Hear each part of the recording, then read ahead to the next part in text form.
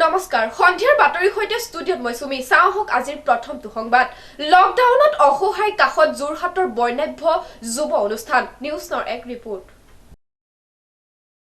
শিক্ষাত ব্ৰত যুৱক যুৱতীৰ একাংশয়ো লকডাউনত অসহায়সকলৰ কাষত সহায়ৰ সাৰথি হৈ থিয় দিছে যোৰহাটৰ সবাইবন্ধাৰ কেইজনমান যুৱ শিক্ষাৰ্থী একেলগ হৈ গঠন কৰা চেষ্টাসেৱী অনুষ্ঠান বৰ্ণাঢ্যৰ দ্বাৰা সেৱা কৰ্মত নিয়োজিত হৈছে যিসকল শ্ৰমজীৱী দৈনন্দিন কৰ্মলৈ লকডাউনৰ বাবে যাব পৰা নাই তেওঁলোকক খাদ্য হাজ পোছাক আদিৰে সাধ্য অনুসৰি সহায় কৰিছে আলিবাটত অনাই বনাই ঘূৰি ফুৰা জীৱ-জন্তুক আহাৰ দিয়াৰ উপৰিও প্ৰতিপাল আৰু প্ৰয়োজনত চিকিৎসাও কৰাই আহিছে 2019 চনত গঠিত বৰ্ণাঢ্যে গাঁৱে ভূঞে কৰোনা ভাইৰাছৰ সংক্ৰমণ প্ৰতিৰোধৰ বাবে লবলগা সাৱধানতা আৰু কোভিড-19ৰ ভয়াৱহতাৰ সম্পৰ্কে বুজাইছে যিসকলৰ এখন মাস্ক কিনিবলৈও সামৰ্থ্য নাই সেই সকললৈ বিনামূলীয়া মাস্ক বিতৰণ কৰি আহিছে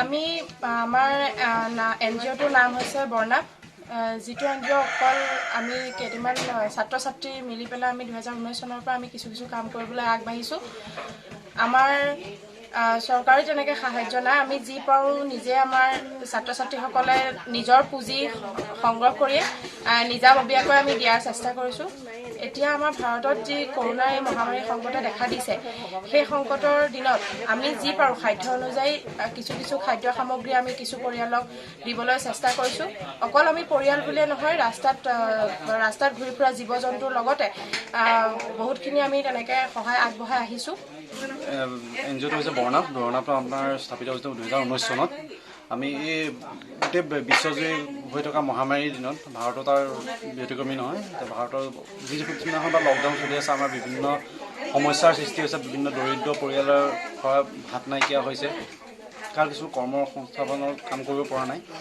সেইবাবে আমি কিছুমান দৰিদ্ৰ পৰিয়ালক যি আমাৰ খাদ্য অনুসাৰে আমি কিছুমান সাহায্য দি আছিলোঁ আৰু আমি যোৰহাটৰ ৰাজপথত থকা জীৱ-জন্তুসকলকো পাহৰি দিছিলোঁ আৰু আমি যোৱা পৰহি দিনা আমি যোৰহাটৰ জৰুৰীকালীন সেৱাত যিমানসকল ব্যক্তি আছিল প্ৰশাসনৰ পৰা আৰম্ভ কৰি মিডিয়া সকলোকে আমি তেওঁলোকৰ লগত অকণমান সময় কটাইছিলোঁ তেখেতক অকণমান লঘু আহাৰৰ ব্যৱস্থা কৰিছিলোঁ কিন্তু আমি এই জেগাটোলৈ আজি অহাৰ কাৰণটো আমি ছ'চিয়েল মিডিয়াৰ যোগেদি এই ঘৰটো এই মানুহগৰাকীৰ দুৰৱস্থাৰ কথা আমি গম পাইছিলোঁ তৎসত্ত্বে আমি কালি তেওঁলোকক এসাঁজ দিয়াৰ উদ্দেশ্যে আমি সদস্যকেইজন আহিছিলে আহি পেলাই যিখিনি আমি সমস্যা ইয়াত দেখি পেলাই তেওঁলোকৰ এখন খোৱা পাতি নাছিলে এখন টিং পাৰি পেলাই শুই আছিলে আমি এটা গোটেই প্ৰত্যেকজন সদস্যই সিদ্ধান্ত ল'লোঁ যে আমি তেওঁলোকক এখন খোৱাৰ ব্যৱস্থা কৰি দিম তৎসত্ত্বে আমি আজি আহি পেলাই আমাৰ প্ৰত্যেকজন 12-13জন মেম্বাৰ আহিছে আহি পেলাই আমাৰ এই তেওঁলোকে দেখিছে বাঁহৰে এখন বিচনা কৰি আছে কিন্তু আমি বিচনা দিব পাৰিলোঁ কিন্তু আমাৰ লকডাউনৰ কাৰণে আমি আনিব পৰা নাই আমি তেওঁলোকক সেই সহায়টো কৰিম আৰু বিদ্যাধৰ কলিতা ৰিপৰ্ট নিউজ নাও 24/7 যোৰহাট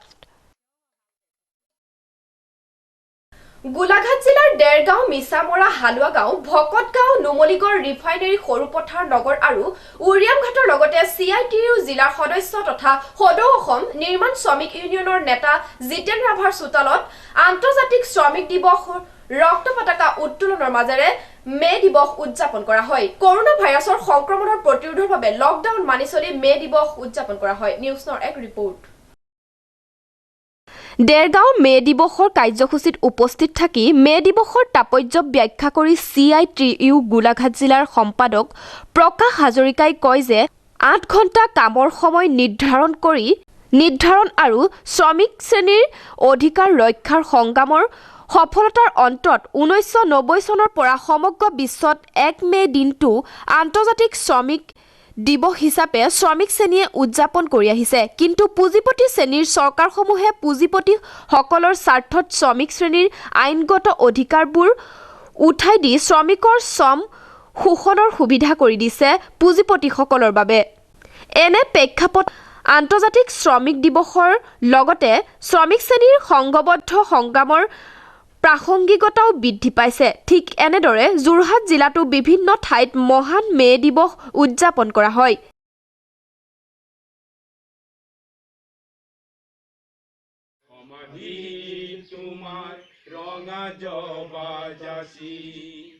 আমি তোমাক ঘুৱাৰো শহীদ তোমাক পাহৰা নাই নাপাহৰো শহীদ তোমাক পাহৰা নাই নাপাহৰো শহীদ তোমাক পাহৰা নাই নাপাহৰো।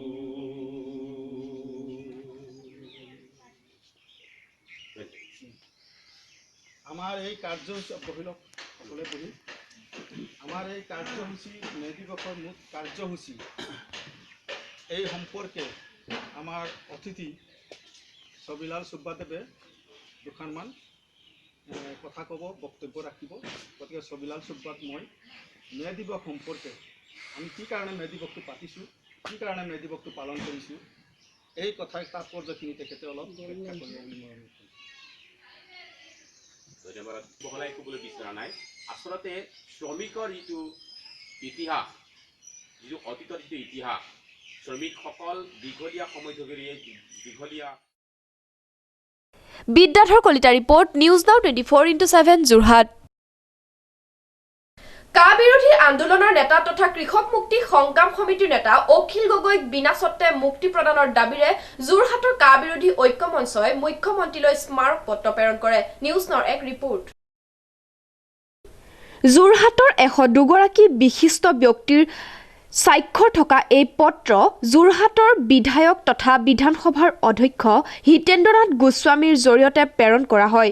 যোৰহাট আৱৰ্ত ভৱনত যোৰহাট কা বিৰোধী ঐক্য মঞ্চৰ সভাপতি জ্যেষ্ঠ সাংবাদিক নিৰঞ্জন মহন্তৰ নেতৃত্বত যোৱা এই প্ৰতিনিধি দলে হিতেন্দ্ৰনাথ গোস্বামীক এই স্মাৰক পত্ৰ প্ৰেৰণ কৰে।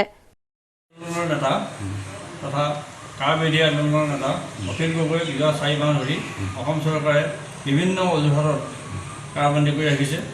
তেওঁৰ স্বাস্থ্য অৱনতি ঘটিছে জেলৰ ভিতৰত। বৰ্তমান গোটেই বিশ্বত যিটো কৰোণা ভাইৰাছৰ যিটো আক্ৰমণ, যিটো মহামাৰী হৈছে, এনেকুৱা অৱস্থাত জেলৰ ভিতৰত জীৱনটো অতি বৰ সংকটাপন্ন হৈছে।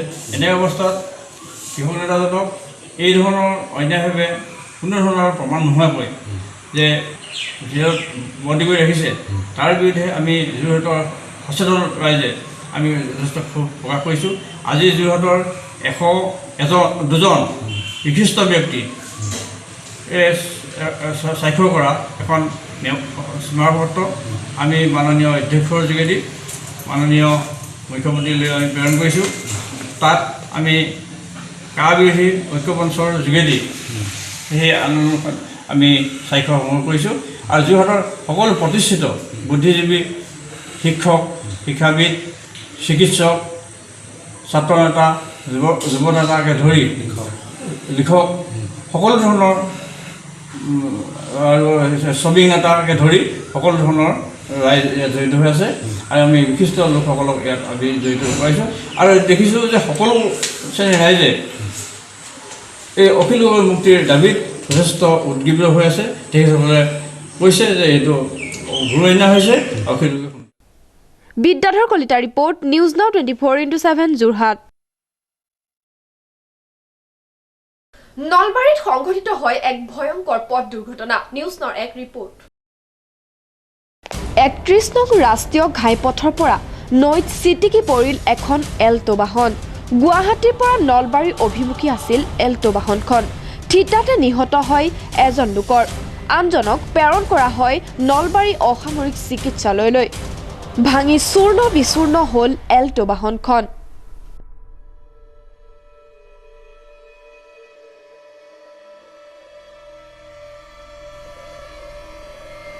প্ৰশান্ত গায়নৰ report, News Now 24x7 Jorhat. আগবাঢ়িছো পৰৱৰ্তী বাতৰিলৈ। বৰপথাৰত অন্ধবিশ্বাসৰ বলি এহাল বৃদ্ধা দাম্পতি, নিহত এজন, আহত এজন আৰু আটক 7জন অভিযুক্ত। নিউজ নাওৰ এক ৰিপৰ্ট। গোলাঘাট জিলাৰ বৰপথাৰ আৰক্ষী থানাৰ অন্তৰ্গত চকলিপথাৰ গাঁৱত ঘটা এক কাণ্ডই চাঞ্চল্যৰ সৃষ্টি কৰিছে। উল্লেখযোগ্য যে সোমবাৰে নিশা এক অন্ধবিশ্বাসৰ বলি হয় গাঁওখনৰ এক বৃদ্ধা দম্পতি। বৃদ্ধা দম্পতিহালৰ লক্ষীৰাম খেৰুৱাল ৬৮ বছৰীয়া লোকজনৰ ইতিমধ্যে মৃত্যু হৈছে আৰু ফুলেশ্বৰী খেৰুৱাল ৫৫ বছৰীয়া মহিলাগৰাকী গুৰুতৰভাৱে আহত হৈ বৰ্তমান চিকিৎসালয়ত চিকিৎসাধীন হৈ আছে। অভিযোগ মতে চকলিপথাৰ গাঁৱৰে ৰঞ্জিত খেৰুৱাল নামৰ ব্যক্তিজনৰ বোৱাৰীয়েকৰ বেমাৰ হোৱাত নিহত লক্ষীৰামক বেজালিৰ বাবে কেইবাদিনো নিমন্ত্ৰণ জনোৱাৰ পাছতো নোযোৱাত ঘটনাৰ দিনা ৰঞ্জিতে জোৰকৈ লক্ষীৰামক অন্য দুজনৰ লগত লৈ যায় আৰু বেজালি কৰাৰ পাছত বৃদ্ধা দম্পতীহালে বেজালি কৰি বোৱাৰীয়েকক বেমাৰী কৰিছে বুলি দুয়োকে মাৰধৰ কৰে আৰু পিছত দুয়োকে পথৰ কাষত পেলাই দিয়ে। বৃদ্ধাগৰাকীয়ে নিজৰ পুত্ৰক কোনো ৰকমে খবৰ দিয়াত লক্ষীৰামক নিজ গৃহলৈ আনে যদিও নিশালৈ মৃত্যু হয়। ইপিনে পিছদিনা বৰপথাৰ আৰক্ষীয়ে খবৰ পাই ঘটনাৰ তদন্ত কৰি মৃতদেহটো পোষ্টমৰ্টেমৰ বাবে প্ৰেৰণ কৰে আৰু ঘটনাৰ কাণ্ডত জড়িত ৭জন অপৰাধীক আটক কৰে। বৰপথাৰ শাখাই বিশেষ সূত্ৰে গম পাই আজি সকলে চাহ বাগিচাত আমি আহি উপস্থিত হওঁ আৰু ইয়াত লক্ষীৰাম খেৰুৱাৰ নামৰ ব্যক্তিজনক সোমবাৰে নিশা কেইজনমান ব্যক্তিয়ে তেওঁবিলাকৰ নিজা ঘৰলৈ নি বেজালি কৰে বুলি তেওঁক মাৰধৰ কৰে আৰু নিশা প্ৰায় ১১টামান বজাত আনি এটা তিনিআলিত তেওঁবিলাকে পেলাই থয়। লগতে তেওঁৰ সহধৰ্মীকো মাৰধৰ কৰে আৰু ইতিমধ্যে লক্ষীৰাম খেৰুৱাৰ নামৰ ব্যক্তিজন মৃত্যু হয় আৰু তেওঁৰ সহধৰ্মী চিকিৎসাধীন হৈ আছে। আৰু যিসকল ব্যক্তিয়ে এনে কাণ্ড কৰিলে আৰু তেনে কাণ্ড কৰা ব্যক্তিসকলক বৰপথাৰ আৰক্ষীয়ে আটক কৰিছে আৰু সেই ব্যক্তিসকলক উচিত আজি চকলিপথাৰ স্থানীয় ব্যক্তিৰ পৰা এটা খবৰ পাওঁ লক্ষীৰাম খেৰুৱাল নামৰ মানুহজনক এঘৰ লোকৰ ঘৰত নি তেখেতক বেজালি কৰ্ম কৰা বুলি সন্দেহ কৰি মাৰধৰ কৰে। মাৰধৰ কৰাত অৱশেষত তেখেত মৃত্যু হয়। আৰু প্ৰশান্ত গায়নৰ ৰিপৰ্ট নিউজ নাও 24/7 যোৰহাট। দেৰগাঁও ঐতিহাসিক নেঘেৰিটিং শিৱদৌলত সাংবাদিকৰ কপিকুলক খাদ্য বিতৰণ। নিউজ নাওৰ এক ৰিপৰ্ট। সমগ্ৰ বিশ্বত এতিয়া কৰোনাৰ আতংক। এমুঠি অৰ্ণৰ বাবে হাহাকাৰ বিশ্ববাসী। প্ৰাণীকুল জীৱ জন্তু জীয়াই থকাৰ যেন এক দুৰ্ভিক্ষময় পৰিস্থিতিৰ সৃষ্টি হৈছে। দৰিদ্ৰ লোকৰ বাবে চৰকাৰী সাহায্য বিভিন্ন স্থানত বিতৰণ ব্যৱস্থা কৰিছে, কিন্তু সেয়াও যেন পৰ্যাপ্ত নহয়। তেনে সময়তে দেৰগাঁৱৰ সাংবাদিকে কপিকুলু জীৱসমূহক খাদ্য সামগ্ৰী বিতৰণ কৰি এক মহান আদৰ্শ দাঙি ধৰিছে। লকডাউন হোৱাৰ বাবে মন্দিৰ সম্পূৰ্ণভাৱে বন্ধ হৈ থকাৰ উপৰিও মন্দিৰত থকা কপিকুলৰ খাদ্যৰ যথেষ্ট নাটনি হৈছে। যিহেতু দৰ্শনাৰ্থীসকলে মন্দিৰ দৰ্শন কৰিবলৈ আহোঁতেই যথেষ্ট খাদ্য সামগ্ৰী বিতৰণ কৰে, তেনে সময়ত জীৱকুল জীয়াই থাকিবলৈ প্ৰয়োজন হোৱা যতকিঞ্চিত খাদ্য সামগ্ৰী ঐতিহাসিক দেৰগাঁও নেঘেৰিটিং শিৱ মন্দিৰৰ কপিকুলক বিতৰণ কৰিছে। এনে মহান প্ৰচেষ্টাক সচেতন সমাজে শলাগ লৈছে।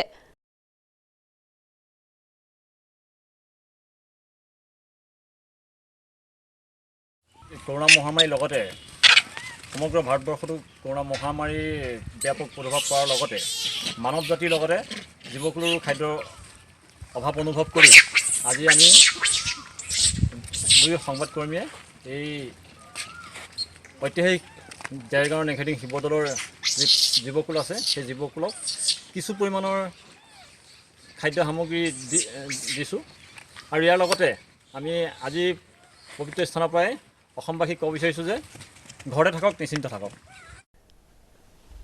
বিদ্যাধৰ কলিতা ৰিপৰ্ট নিউজ নাও 24/7 যোৰহাট।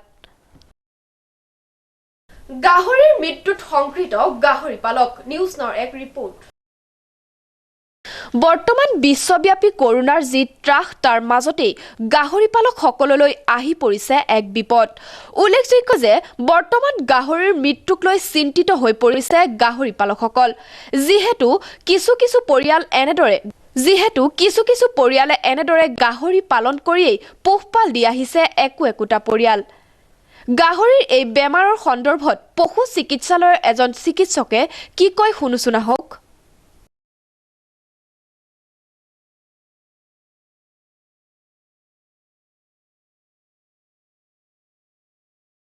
আমি এনেই যিমান দূৰ আমাৰ সম্ভৱ আমি জানো যে আগৰ চিমটম চাই মেলি আমি আমাৰ যিটো সোৱাইন ফিভাৰ হৈছে বুলি আমাৰ যিটো অসমীয়াত গাহৰি জ্বৰ বুলি কয় সেইটো হৈছে বুলি আমাৰ সন্দেহ হৈছে। আমাৰ যোৱা আমি 13 এপ্ৰিলৰ দিনা আমি গুৱাহাটীৰ পৰা এটা টীম আহি তেখেতসকলে চেম্পুল কালেকশ্যন কৰি লৈ গৈছে আৰু আমি ইতিমধ্যে গম পাইছোঁ যে ভূপাললৈ পঠোৱা হৈছে। ৰিপৰ্টটো এতিয়ালৈকে অহা নাই বুলি আমি গম পাইছোঁ আৰু তেখেতসকলে এনে সন্দেহ কৰিছে যিহেতু আফ্ৰিকান সোৱাইন ফিভাৰ হ'ব পাৰে বুলি, কিন্তু ৰিপৰ্ট এতিয়ালৈকে অহা নাই, ফাইনেল হোৱা নাই। মানুহৰ সংক্ৰমণ হোৱাৰ এতিয়ালৈকে সম্ভাৱনা দেখা নাই, তেনেকুৱা নাই, হ'ব নোৱাৰে। সোৱাইন ফিভাৰৰ পৰাতো এতিয়ালৈকে কোনো ৰেকৰ্ড নাই মানুহৰ পৰা মানুহলৈ সংক্ৰমণ হ'ব পৰা।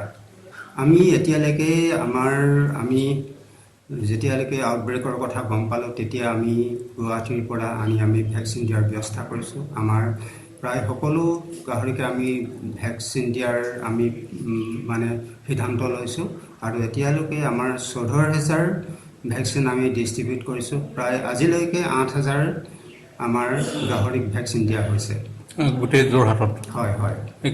কিমান পৰিমাণৰ মৃত্যু হৈছে এতিয়ালৈকে যোৰহাটত? মৃত্যু এতিয়ালৈকে আমাৰ 5টা চাৰ্কল আছে, তাৰ ভিতৰত আমাৰ যোৰহাট ৱেষ্ট চাৰ্কলত আমাৰ এতিয়ালৈকে 13টা মৃত্যু হৈছে। বিদ্যাধৰ কলিতা ৰিপৰ্ট, নিউজ নাও 24/7 যোৰহাট। বহিৰাজ্যৰ যোগাযোগ নোহোৱাত শ বিঘা ভোট জলকীয়াৰ খেতি নষ্ট টিয়কৰ খেতিয়কৰ। উপযুক্ত বজাৰ ব্যৱস্থা বিচাৰি চৰকাৰক আহ্বান, নিউজ নাওৰ এক ৰিপৰ্ট। সমগ্ৰ বিশ্বতে কৰোনাই মহামাৰীৰ ৰূপ লোৱাৰ বাবে বৰ্তমান বহিৰাজ্যৰে সম্পূৰ্ণৰূপে যোগাযোগ বিচ্ছিন্ন হোৱাৰ পৰিপ্ৰেক্ষিতত হাহাকাৰ অৱস্থাৰ সৃষ্টি হৈছে কৃষকসকল। বিগত বছৰসমূহৰ দৰে টিয়কৰ এজন যুৱ কৃষক নৱনিধি গগৈয়ে ভোট জলকীয়াৰ খেতি কৰিছিল প্ৰায় 80 বিঘাৰো অধিক মাটিত। লগতে আছিল নেমু, দাংবডি, তিয়হৰ 40 বিঘাৰো অধিক মাটি। যোৱা বছৰসমূহত তেওঁ ৰেল যোগে চুবুৰীয়া ৰাজ্য নাগালেণ্ড, মণিপুৰ, অৰুণাচল, ত্ৰিপুৰা আদি ঠাইলৈ উৎপাদিত পাচলিসমূহ আমদানি কৰিছিল। কিন্তু বৰ্তমান দেশত চলি থকা লকডাউনৰ বাবে উৎপাদিত শাক পাচলিসমূহ আমদানি কৰিব নোৱাৰাৰ বাবে মূৰে কপালে হাত দিব লগা হৈছে। লগতে সম্পূৰ্ণ বিজ্ঞানসন্মত পদ্ধতিৰে নৱনিধি গগৈয়ে কৰিছিল গাহৰিৰ বৃহৎ ফাৰ্ম, য'ত সম্পূৰ্ণ নিজা প্ৰচেষ্টাত গাহৰিৰ প্ৰজনন কৰি বাৰ্ষিক আয় কৰিছিল 4 পৰা 5 লক্ষাধিক অৰ্থৰ। বৰ্তমান সোৱাইন ফ্লুৰ আতংকৰ বাবে তেওঁ সম্পূৰ্ণ বিজ্ঞানসন্মত পদ্ধতিৰে কৰা গাহৰিৰ ব্যৱসায়ৰ প্ৰতিও ভাবুকিৰ সৃষ্টি হৈছে। অসমৰ মাননীয় কৃষিমন্ত্ৰী আৰু মুখ্যমন্ত্ৰীলৈ তেওঁ আহ্বান, উৎপাদিত পাচলিসমূহৰ উচিত বজাৰৰ ব্যৱস্থা কৰক, নহ'লে আমাৰ দৰে থলুৱা কৃষকৰ অৱস্থা পানীত হাঁহ নচৰাৰ দৰে হ'ব। মোৰ নাম শ্ৰী নৱনিধি গগৈ, মোৰ ঘৰ বলমা মৰাণ গাঁৱত। মই এজন খেতিয়ক হয়। এই খেতিৰ যোগেদি মই আমাৰ পৰিয়ালটো পোহপাল দি আছোঁ। তাৰোপৰি খেতিৰ লগত বৰ্তমান পশুপালন বিভাগটো জড়িত কৰি ৰাখিছোঁ। এতিয়া পৃথিৱীত যি কৰোনাৰ সন্ত্ৰাসৰ সময়ত লকডাউন চলি আছে, এই সময়ছোৱাত কৃষক ৰাইজৰ আচলতে বহুত বজাৰৰ কাৰণে বহুত সমস্যাৰ সন্মুখীন হৈছে। যিহেতু এই বজাৰৰ এই উৎপাদিত বস্তুখিনি উচিত দামত বজাৰখন দখল কৰিব পৰা নাই। বিশেষকৈ এই সময়ছোৱাত আমাৰ ভোট জলকীয়া খেতিয়কসকলৰ আটাইতকৈ ডাঙৰ সমস্যা হৈছে, আমি ভোট জলকীয়া আগতে ৰেল যোগে হওক বা গাড়ী যোগে হওক ওচৰ চুবুৰীয়া ৰাজ্যবিলাকলৈ আমি নাগালেণ্ড, মণিপুৰলৈ আমি যোৱা বছৰ তাৰ আগবছৰ আমি পঠিয়াইছিলোঁ। কিন্তু এইবাৰ লকডাউনৰ কাৰণে আমাৰ এই কৃষকসকলৰ এইটো ডাঙৰ এটা সমস্যাৰ সন্মুখীন হৈছে। আৰু এতিয়া তাৰ উপৰি আমি গাহৰি পালক হিচাপে নিজেই এটা কথা কওঁ কি, গাহৰি কিবা এটা বেমাৰ আহিছে, এই বেমাৰটোৰ কাৰণে আমি যিমান দূৰ দেখিছোঁ ক'ৰবাত যিবিলাক মুকলিভাৱে গাহৰি মানে বিজ্ঞানসন্মতভাৱে গাহৰি পোহা নাই, সেইবিলাকৰ দুটা এটা বেমাৰ হৈছে। এই বেমাৰটো আচলতে স্বাভাৱিক বেমাৰ বুলি আমি ভাবোঁ, কিন্তু ইয়াতে প্ৰশাসনে বা বিভাগে কিবা এটা আমাক সকাহ এটা দিব লাগে। কিন্তু আমি যিসকলে বৈজ্ঞানিক পদ্ধতিৰে গাহৰি পুহি আছোঁ, এনেকুৱা ফাৰ্মবিলাকত গাহৰি বেমাৰ হোৱা বৰ্তমানলৈকে দেখা নাই। গতিকে ইয়াত ডিপাৰ্টমেণ্টৰ ফালৰ পৰা অকণমান মানে মনোযোগ দিব লাগে, আমাক গাহৰি পালকসকলক অলপ সকাহ দিবৰ কাৰণে কিছুমান আঁচনি তৈয়াৰ কৰিব লাগে। টিয়কৰ পৰা মাধুৰ্য বৰা ৰিপৰ্ট, নিউজ নাও 24/7 যোৰহাট।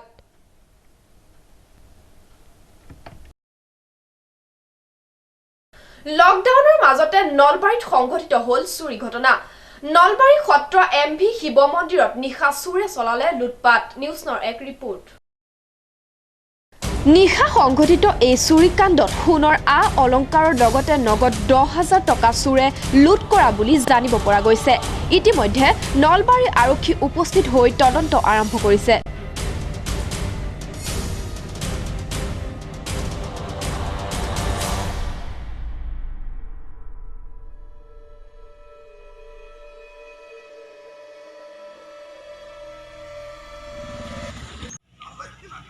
চুৰ হ'ল মন্দিৰত প্ৰথম কথা। আৰু যেতিয়া পুৱাই মন্দিৰ চাফ কৰিব আহিল, আহি পেলাই দেখি পেলাই তালা চালা ভাঙা আমাক মাতিলে। দেখিলোঁ পুলিচ আহিল, চালাক গোটেইখিনি কিনি মন্দিৰটোৰ নাম কি আৰু মানে কি কিনিছে? নলবাৰী সত্ৰ শিৱ মন্দিৰ। আৰু সোণ চোন নিছে, সোণ ৰূপৰ বস্তু আৰু নগদ পইচা অলপ আছে, সেইখিনি কিমানমান টকাৰ হ'ব? মোটামুটি 10-12 হাজাৰ টকামানৰ নগদ পইচা। আৰু সোণটোতো এনেকুৱা ধৰিব নোৱাৰি, ধৰিব নোৱাৰি সোণ ৰূপৰ বস্তু কিমান নিছে। আৰু লগতে দোকান চুৰ হৈছে নেকি? গাইনৰ report, News Now 24x7 Jorhat. পৰৱৰ্তী বাতৰি, যোৰহাট কেন্দুগুৰিৰ 2 নং বামুণগাঁৱৰ বৰবৰা চুক আৰু নেওক চুকৰ মাজভাগত উদ্ধাৰ হয় এটা নাহৰ ফুটুকি। নিউজ নৰ এক ৰিপৰ্ট। কালিৰ পৰা উক্ত অঞ্চলটোত নাহৰ ফুটুকিয়ে আতংকৰ সৃষ্টি কৰি আহিছে। কালি বন বিভাগে উক্ত গাঁওখনত পিঞ্জৰা স্থাপন কৰে আৰু আজি পুৱতি নিশা বাঘটো পিঞ্জৰাবদ্ধ হয়। স্থানীয় ৰাইজে উক্ত অঞ্চলত আৰু বাঘ থকাৰ সন্দেহ প্ৰকাশ কৰিছে। জানিব পৰা মতে বাঘটো ক'ত এৰিব এতিয়ালৈকে সিদ্ধান্ত গ্ৰহণ কৰা নাই বন বিভাগে। যোৱাকালিৰ পৰা আমাৰ কেন্দুগুৰি 2 নং বামুণগাঁও নেওগৰ চুক গোহাঁইটেকেলা অঞ্চলত এটা নাহৰ ফুটুকি বাঘে খুব উপদ্ৰৱ চলাই আছিলে আৰু সেইকাৰণে স্থানীয় ৰাইজৰ মাজত কিছু আতংকৰ সৃষ্টি হৈছিলে।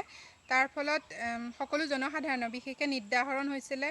বন বিভাগৰ তৎপৰতাত আৰু স্থানীয় ৰাইজৰ সহযোগত আজি পুৱতি নিশাতে বাঘটো পিঞ্জৰাবদ্ধ কৰা হয়। কিন্তু স্থানীয় ৰাইজৰ সন্দেহ যে এতিয়াও সেই অঞ্চলত আৰু বাঘ তেনেকৈ নাহৰ ফুটুকি থাকিব পাৰে বুলি তেওঁলোকে সন্দেহ প্ৰকাশ কৰিছে। এই ক্ষেত্ৰত বন বিভাগৰ যি তৎপৰতা সেয়া শলাগিবলগীয়া। কাৰণ যোৱাকালি দিনৰ ভাগতে আমাৰ সেই অঞ্চলটোত স্থানীয় অঞ্চলটোত আপোনাৰ বাঘে গৰু ছাগলী আদি কিছু অলপ ব্যাঘাত জন্মাইছিলে আৰু যাৰ ফলত ৰাইজৰ মাজত বহুত শংকা হৈ গৈছিলে। সকলো ৰাইজে আতংকত মাজত ভুগিছিলে আৰু তাৰ ফলত কালি বন বিভাগৰ যি তৎপৰতা, তেওঁলোকে পিঞ্জৰা পাতিছিলে আৰু সেই পিঞ্জৰাতে ইতিমধ্যে পুৱতি নিশাই বাঘটো পিঞ্জৰাবদ্ধ হৈছে। আৰু বন বিভাগৰ সেই অতি সোনকালে যিটো তেওঁলোকৰ তৎপৰতা তাক শলাগিবলগীয়া, সকলোৱে শলাগিছে। আৰু আমি আশা কৰিছোঁ যাতে তেনেকৈ আৰু বাঘৰ মানে আতংক সৃষ্টি নহওক। তথাপিও স্থানীয় ৰাইজৰ এক সহযোগিতা, স্থানীয় ৰাইজৰ এক আশংকা আছে যে সেই অঞ্চলত এতিয়াও বাঘ থাকিব পাৰে। Bidyadhar Kalita report, News Now 24x7 Jorhat. News now বাতৰি আজিলৈ ইমানেই। বিভিন্ন বা বাতৰি আৰু অনুষ্ঠানৰ বাবে চাই থাকিব নিউজ নাও 24x7। ধন্যবাদ।